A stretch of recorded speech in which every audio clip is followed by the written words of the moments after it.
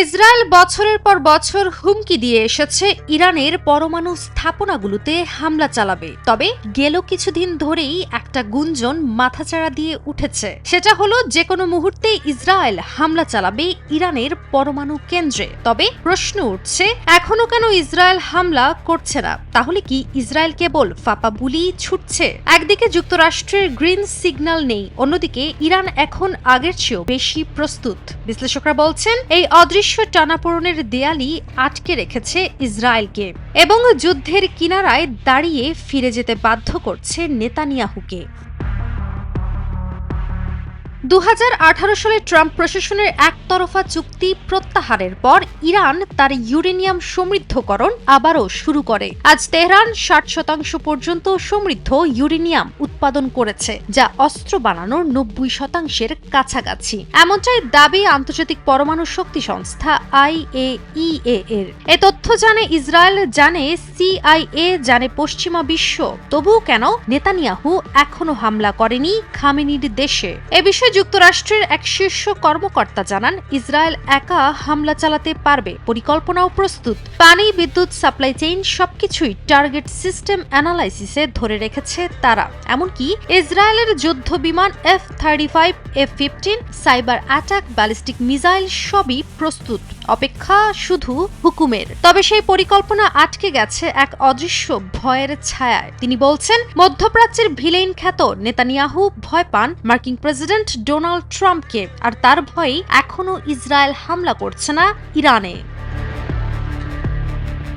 চলতি বছরের মে মাসে ট্রাম্প সাফ জানিয়েছিলেন এখন হামলার সময় নয়, কেননা ইরান ও যুক্তরাষ্ট্রের আলোচনার সমাধানের কাছাকাছি। ট্রাম্পের এই বার্তায় নেতানিয়াহু বুঝেছেন একক হামলা হলে যুক্তরাষ্ট্র হয়তো সরে দাঁড়াবে, আর তখন ইরান যদি পাল্টা আক্রমণ করে তখন ইসরায়েল হয়ে পড়বে একা। তাছাড়া ট্রাম্পের সঙ্গে খুব একটা সম্পর্কের ভালো সময় যাচ্ছে না নেতানিয়াহুর। এমনকি কূটনৈতিক মহলে গুঞ্জন ইরানকে কেন্দ্র করে ফাটল ধরেছে দীর্ঘদিনের মিত্র ট্রাম্প ও নেতানিয়াহুর মাঝে। এ বিষয়ে সাবেক কূটনীতিক অ্যারন ডেভিড মিলার জানান, নেতানিয়াহু জানেন আমেরিকার সমর্থন ছাড়া এই যুদ্ধ তাকে ধ্বংসের পথে নিয়ে যাবে। তাছাড়া ট্রাম্প হঠাৎ করেই নিজের অবস্থান বদলাতে পারেন, এটাই নেতানিয়াহুর সবচেয়ে বড় ভয়। এদিকে পশ্চিমা বিশ্লেষকরা বলছেন, ইরানের পারমাণবিক স্থাপনাগুলো সহজ টার্গেট নয়। নাতাঞ্জ মরুভূমির নিচে ফার্দ একটি পাহাড়ের ভেতরে। সেগুলো ধ্বংস করতে হলে চাই 30,000 পাউন্ডের বাংকার ব্লাস্টার বোম, যা একমাত্র যুক্তরাষ্ট্রের কাছেই আছে। ইসরায়েলের হাতে তা নেই, আর যুক্তরাষ্ট্র এখনো সেই বিষয়ে দেয়নি ছাড়পত্র। তাই যুক্তরাষ্ট্রের সাহায্য ছাড়া ইসরায়েলের পক্ষে ইরানের পরমাণু কেন্দ্রে হামলা চালানো সম্ভব নয়। সুতরাং ট্রাম্পকে ভয় পাওয়ার পাশাপাশি ইসরায়েলের যথাযথ প্রযুক্তিগত ব্যবস্থা নেই, যা দিয়ে তারা হামলা চালাবে ইরানের পরমাণু কেন্দ্রে।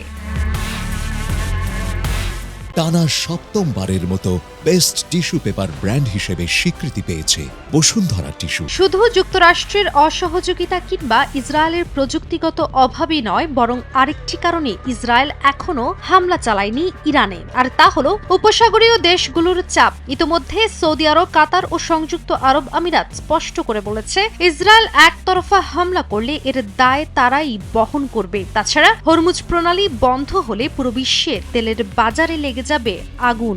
তাই কৌশলগতভাবে ইসরায়েল এখন চুপ, তবে চুপ থাকলেও হুমকির ঝলক দেখিয়ে যাচ্ছে প্রতিনিয়ত। এদিকে ইরান কূটনৈতিক আস্থায় প্রতিনিয়ত বলছে তারা শান্তিপূর্ণ কর্মসূচি চালাচ্ছে, তাছাড়া তারা নিজেদের রক্ষা করবে যে কোনো মূল্যে। ইরানের এই অনড় অবস্থানই সেই শক্তি যা ইসরায়েলের সাহসকে ভেঙে দিচ্ছে প্রতিনিয়ত। ইসরায়েল জানে এটা আগের ইরান নয়, এটা 2025-এর শক্তিশালী ইরান, যেখানে শুধু পারমাণবিক সমৃদ্ধি নয়, আছে আঞ্চলিক জোট, কূটনৈতিক প্রস্তুতি এবং যুদ্ধের জন্য পূর্ণ সক্ষমতা। তাই ইসরায়েলের সামনে এখন প্রশ্ন একটাই, আর সেটা হলো বোমা ফেলবে নাকি সম্মান বাঁচাবে? কারণ ইরান শুধু প্রস্তুতি নয়, এবার জবাব দেওয়ার মতো শক্তিও রাখে। কাজী অহনা, নিউজ 24।